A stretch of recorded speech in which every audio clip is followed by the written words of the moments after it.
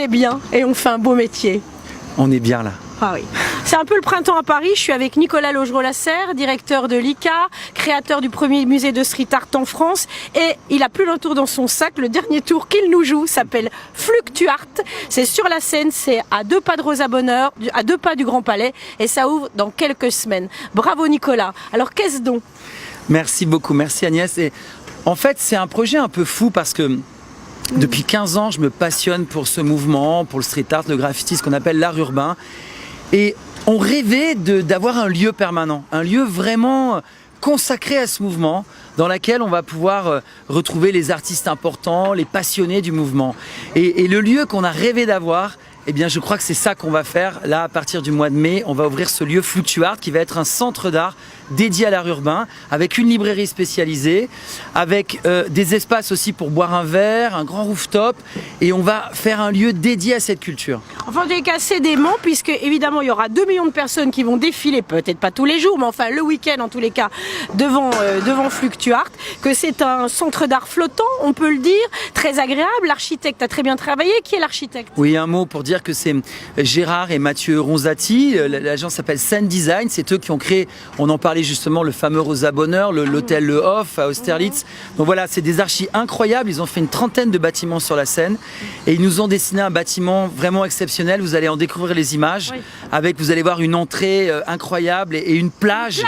C'est hallucinant. Et Gérard Ronzati rêvait d'une plage sur la Seine. Il n'y a pas de plage sur la Seine. Non, pas du tout. Et il en a créé une. Donc vous allez venir voir ça. J'ai 2 associés vraiment extraordinaires, Éric Philippon et Géraud Boursin, et on a une énergie incroyable tous les 3, on est passionnés par ce mouvement, on se complète beaucoup et on s'est embarqué il y a 4 ans maintenant pour construire ce projet. Alors vous l'avez emporté puisqu'il s'agissait d'un appel d'offres dans le cadre, je crois, de réinventer la Seine. Oui, un projet d'Anne Hidalgo, réinventer Paris, réinventer la Seine, on en a beaucoup entendu parler ces dernières années, et donc il y avait 7 emplacements là, Pont des Invalides, Port du Gros Caillou, dans le 7e, et on a proposé ce projet. Et parmi une 40aine de propositions, ce projet l'a emporté, donc magnifique. Alors en chiffres, ça donne quoi? Il y a quelle superficie par exemple? Alors on est sur en fait une plateforme flottante mais amarrée, elle ne se balade pas, on est à quai, d'environ 1000 m² sur 3 niveaux, oui. Et dont 300 m² centre d'art consacré vraiment à des expositions, donc 3 grandes expositions temporaires chaque année, mais des expositions de dimension muséale avec de grands artistes internationaux. Alors justement, tu commences par qui? New-Yorkaise, je crois.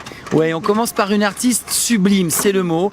Je pense, j'aimerais beaucoup que vous en montriez des images. Elle s'appelle Soon et c'est une artiste qui est originaire de Brooklyn, une artiste majeure dans le mouvement, on peut le dire. Elle fait peut-être partie d'un top 5 mondial aux côtés de Banksy, de Shepard Fairey, de JR, de Os Gemeos.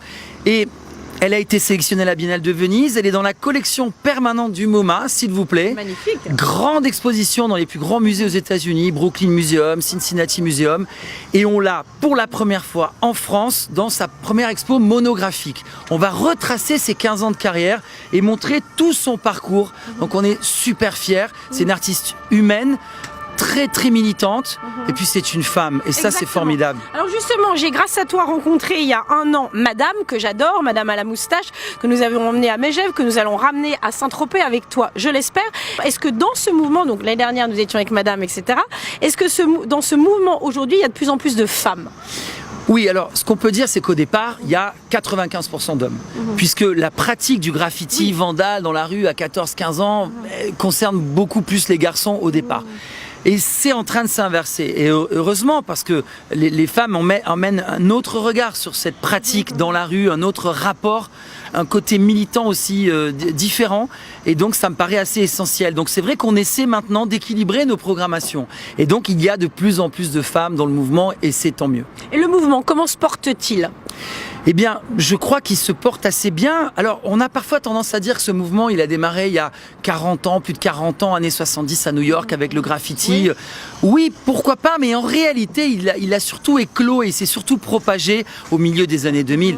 C'est Banksy, Shepard Fairey, Invader qui ont porté ce mouvement.